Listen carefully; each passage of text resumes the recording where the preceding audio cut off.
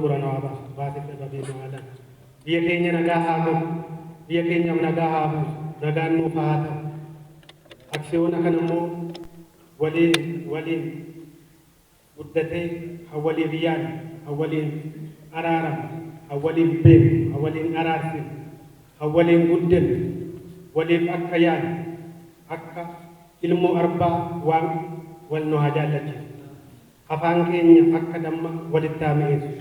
Tolaan nu haa ga'u abaareen diinaa haa ga'u bakka ishii bakkee haa ta'u bakkeen nagaa haa ta'u irraa gola nu haa oolchu dogongora nu haa oolchu hidhame nuuf haa galu amma seeni nuuf haa dhalu biyyi keenya biyya nagaa haa ta'u walitti nu haa jaallatu afaan namaaf gara namaa tokko haa godhu akkasuma nagaaf nageenyi godina keenya keessa aanaa keenya keessa magaalaa keenya keessa nagaan piroojektiin adda addaa waaqayyo nuufi dabalee dhaabsisu warra kana bakkee nagaa haa ta'u qotate haa bu'u kan nagadate haa bu'u kan dheebote dheeboo haa bu'u kan beela'e beela haa bu'u kan dhukkubsate haa maaru kan deeme nagaan haa galu amma seene haa dhabu kan hidhame haa hiikamu garaa namaa afaan namaa waaqni lafti tokko haa godhu biyya keenya biyya ilaalimee bultu waaqni lafti nu haa godhu araara isaa nuuf haa buusu abban isaa nuuf haa buusu garaan namaa afaan namaa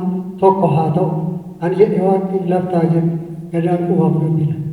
Kana keessa bakka kan ta'utti warshaa lama godina Wallaggaa Wallaggaa magaalaa Shaambuutti kan argamu warshaa zayitaaf warshaa nyaataa yeroo gabaa keessatti ijaaree xumuree hojiitti galchuuf kan deemu yeroo ta'u waggaa dhufutti warshaa sibiilaa magaalaa Amboo warshaa kuduraa magaalaa Gimbii warshaa gogaa fi huccuu magaalaa Bishooftuu akkasumas yeroo gabaabaa keessatti warshaa baalashee roos godhu magaalaa Mattuu adeemsa keessa immoo gara Harargeetti gara Gujii gara Booranaa gara Baaleetti piroojektii hojjechuuf qophaa'aa kan jiru yeroo ta'u waldaa diinagdee Oromoo keessatti hojii guddaa hojjechaa jiru warraaqsa gochaa jiru ta'uu beektanii hirmaannaa hawaasa Oromoo maraan diinagdee Oromoo keessatti hojjechuu jijjiiruu akka dandeenyu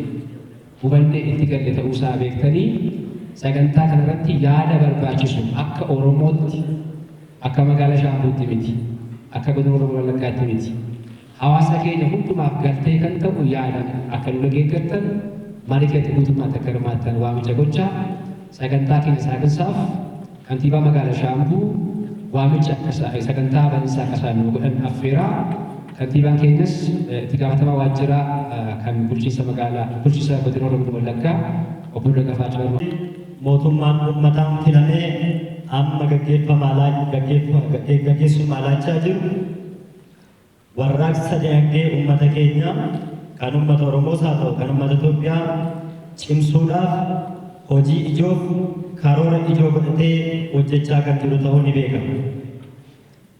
Uummanni Oromoo dinagdee isaa kaleessa eessa ture kan jedhu hundi keenya kan ragaa ba'uu dandeenya.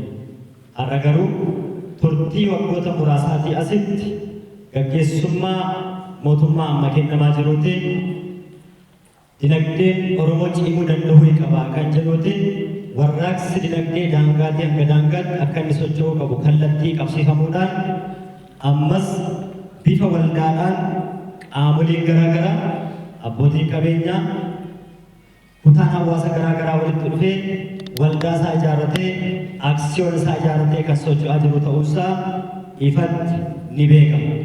Kun homaa fi osoo hin taane fayyadamummaa hawaasa keenyaa mirkaneessuuti. Egaa akka godina keenyaatti darbees akka magaalaa keenyaatti akkasumas akka aanaa horroottis waldaan aksiyoona daldalaaf industirii waliif warshaawwan gurguddaa lama hojiin isaa jalqabee yeroo gabaabaa keessatti kan hojiitti galamu ijaarsarra kan jiru ta'uu hawaasni godina keenyaas haa ta'u kan magaalaa keenyaa akkasumas kan aanaa keenya kan aanaa horroo biratti beekamuu danda'uu qaba. Warshooleen kun gaafa dhaabbatan eenyuuf iyyuu osoo hin taane hawaasa naannoo kanaaf kan dhaabbatan ta'uu kan irraa fayyadamus dargaggoota keenya dargaggoota naannoo kanatti argaman hojii barbaaddoota yookaan hojii dhabdoota waan ta'eef waldaa aksiyoona daldalaaf indastirii waliin keessumaa kan akka godina keenyaatti dhaabbatanii socho'an cinaa dhaabbachuun barbaachisaa ta'a. Kuni qabxiiwwan yookaan dhimmoota fayyadamummaa hawaasa keenyaa mirkaneessan keessaatii isa tokko waan ta'eef waldaan kun gaafa dhaabbatu waldaa miseensa bal'aa horatee qarshii miseensaa irraatii walitti qabatee ijaaramurraatii kan hafe fandiin laatamee fi deeggarsi mootummaan qarshii laateetii kan dhaabbate miti. Kanaaf qarshiinsa miseensa isaati jechuudha. Qarshiin waldaa kanaa yookaan qarshiin aksiyoona kanaa miseensa inni horatu irratti hundaa'aa waan ta'eedhaaf namoonni uummanni magaalaa keenyaas uummanni aanaa horroos darbees uummanni godina keenyaa miseensa waldaa aksiyoona daldalaaf industirii waliif ta'uudhaan fayyadamummaa hawaasa keenyaa caalmaatti akka mirkaneessu dhaamsa koo dabarsaa. Waliin ijaaramanii hiyyummaa seenaa gochuun takaallaa fidhaa hiyyummaa gadi fagoo uummanni keenya keessa ture namni baay'een kan hubachuu danda'u kan keessa turee fi kan dhandhame ta'uusaa beekamaa jechuudha. Ijaaramanii guddina dinagdee keessatti gamoo namarraa barbaadu lammiirraa barbaadamu taphachuun kan inni danda'ame jijjiirama biyya keenya keessatti beeksisa jechuudha. Namni waldaadhaan yoo ijaarame humna walii qaba. Qabeenyaaf maallaqaa bittinnaa'een harka nama dhuunfaa jiru giddu galeessi tokkotti walitti qabanii hojii misooma dinagdee saffisiisuun jijjiirama fiduun biyya guddisuuf of jiraachisuu fi wal jiraachisuun akka danda'amu mootummaan keenya waan hubatuuf namni sadarkaa jiru hundumaatti ijaaramee dinagdee mataasaa kan cimsatu kallattii kaa'e jechuudha. Kallattii taa'e kanaatiin akka Oromiyaatti warraaqsa dinagdee keessumattuu waggaa 3 darbaniiti asitti taasifameen jijjiiramni mul'achaa jiru guddaadha. Damileen kun hojii dhabdoota baay'ee simatanii of jalatti kan hojjechiisan akka ta'an ammumaan qabatamaadhaan waan argaa jirru waan dhugaa ba'uu dandeenyu jechuudha. Akkuma amma dubbatame asuma godina keenya keessatti aanaa horroo bakka lamatti piroojeektii gurguddaa rakkoo dinagdee hawaasummaa uummata keenyaa furuu kan danda'an piroojeektii lama gaggeessaa jiru akkuma amma dubbatame jechuudha. Aksiyoona socho'u yoo jiraata kana jechuudha. Damilee hojii hedduu kan of keessaatii hammatee jiru jechuudha. Kana guddisuuf, kana cimsuuf qaamni mootummaas namni dhuunfaanis Oromummaa isaa mirkaneessuu qaba. Cimsuu qaba. Ormi kaleessa keessa ture aksiyoona kana kaleessa keessa ture kan keenya eeyyamni ni laatamu waggaa 27 keessatti eeyyama akkasii kana dhabuudhaan Oromiyaa keessatti sochiin akkasii daangeffamaa turuusaa bal'inaan beekna. Eddee eeyyamameetti asitti immoo aksiyoonni bal'aan baay'een kan namni baay'een keessatti hirmaataa jiru jira jechuudha.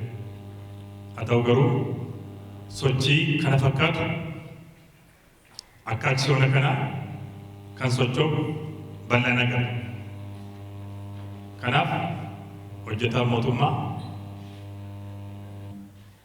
nu wajjin jiru gaggeessaan sadarkaan jiru waldaa aksiyoona kana cimsuun miseensa ta'uun waan ijaarre kana irraa fayyadamnee biyya keenya fayyadamaa taasisuun baay'ee barbaachisaadha. Kanaaf isa kana qabannee hojjettoonni mootummaa bal'inaan naannoo magaalaa, naannoo godinaaf, naannoo aanaa horroo as keessa jiru isa kana cimsanii akka itti hirmaachuu danda'an dhalootaaf ta'a. Nuufis ta'a, dhalootaafis ta'a, biyya keenyaafis ta'a, waldaan jechuudha. Biyya guddisuu kan dandeenyu adeemsa akkasiidhaan malee dhuunfaadhaan qabeenya nuti qabnu kun biyya guddisuu hin danda'u. Biyya kan guddisuu danda'u tokkummaadhaan yoo ijaaramne qabeenya keenya walitti qabne hojii gurguddaa akkasii kana yoo hojjenne Oromiyaa jijjiiruu dandeenya. Oromiyaa biyya kana keessatti dinagdee gabbataa akka isheen qabaattu taasifama jechuudha. Qabeenya uumamaa qabnaa, humna uummataa qabnaa. Isa kana walitti fidnee biyya kana jijjiiruudhaaf kan walitti qindeessuu danda'u waldaa aksiyoonaa akka kanaa waan ta'eedhaaf isa kana cimsuun baay'ee barbaachisaadha. Kanaaf sagantaan har'a asitti gaggeeffamu kun ifatti banamuusaa maqaa koof maqaa bulchiinsa godina Horroo Guduruu Wallaggaatiin nan beeksisaa waan dhaggeeffattaniif galatooma. Obbo Dirribii Barii bulchaa bulchiinsa aanaa Horroo duraanii kabajamtoota uummata magaalaa Shaambuuf naannoo ishee hundi baga guyyaa seenaa qabeessa guyyaa addaa uummanni Oromoo qabeenya isaa mataasaaf ittiin oolchee dinagdee isaa ittiin ijaaru kanaan singee baga waliin geenye isinii jechuu barbaada.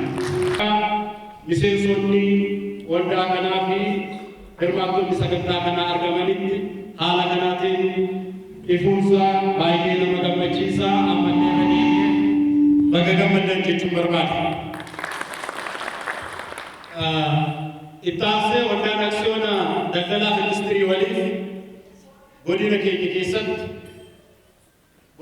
keessaa immoo aanaa Horrootti gandoota Abeedullachaa fi ganda Didibbee Dooyyoo Balisoo irratti warshaa lama ijaarsisaa jira. Ijaarsi warshaa kanaa baay'een isaa haala inni irra jiru booda kan ilaallu waliin ta'a. Baay'ee deemee jalqabumarraa warshaan kun yogguu ijaaramu uummata magaalaa keenyaa, uummata aanaa keenyaa, uummata godina keenyaa adda durummaa fakkeenyummaa guddaatiin fayyadamaa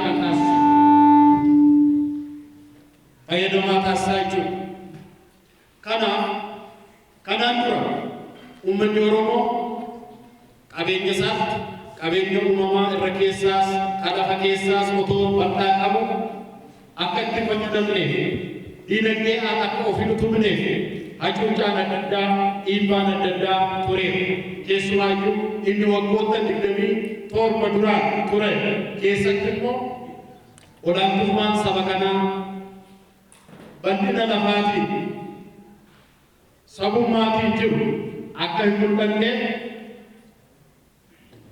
imaammataa fi tarsiimoo uummata isaas xiqqeessuun danda'amaa lafa isaas xiqqisuun danda'amaa kan jedhu qabatanii hacuuccaan irra ture dachaa ture.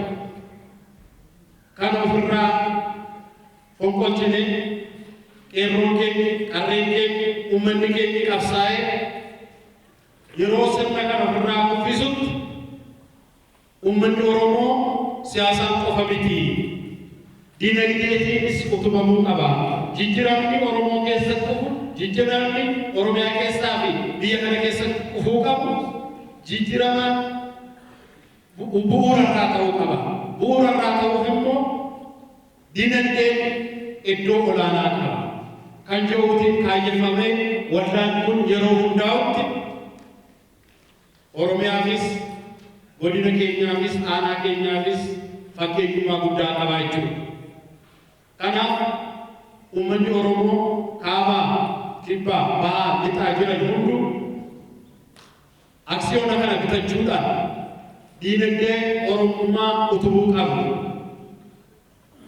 Diinagdee keenya utubnee siyaasa keenya olaantummaa qabaachuun biyya gara fuulduraatti tarkaanfachiisuu danda'ama waan ta'eef yoo kana ta'uu baate siyaasaan qofti wanti bakka ga'u hin jiru.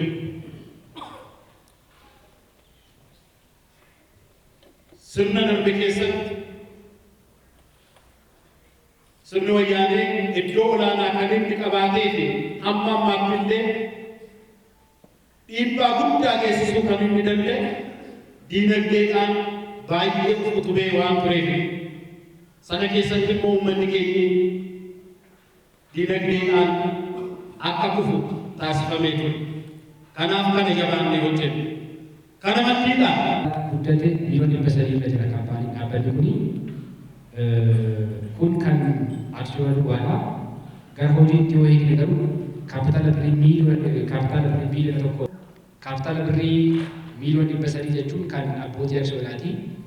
Baankii wajjiniif qabeenya lafaa irratti tokkotti immoo kaapitaala birrii biliyoona tokko kan socho'aa jiru akka walii galaatti kan walqeeti kaapitaala birrii biliyoona tokko. Kaapitaala kana keessaa yeroo gabaa keessatti nama 3,500 aksiyoona keessaa oltu bita aksiyoona keenya. Qabeenya horatu keessaa kaapitaala birrii miliyoona 226 kan dhaabbanni keenya amma kan irra jiru. Parsantii guddina isaa parsantii 226.